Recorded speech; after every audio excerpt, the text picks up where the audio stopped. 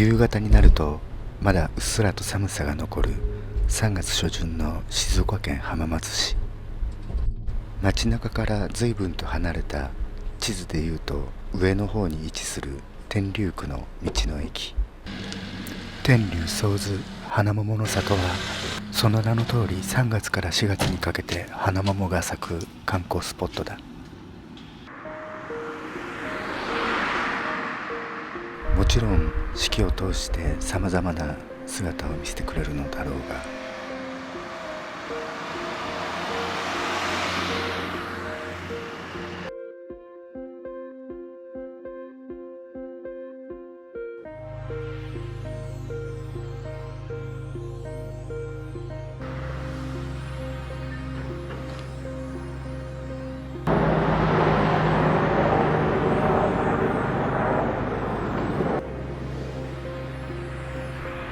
天竜浜名湖鉄道、通称天浜線は、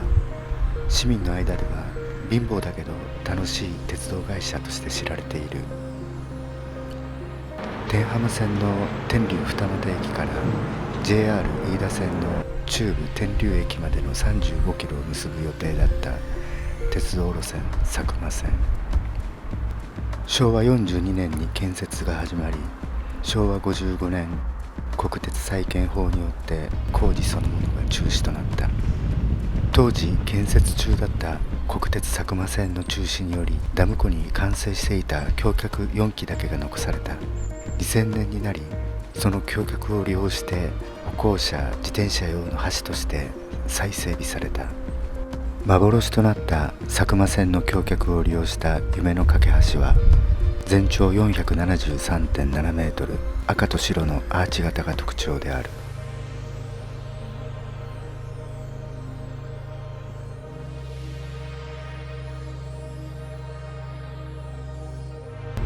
道の駅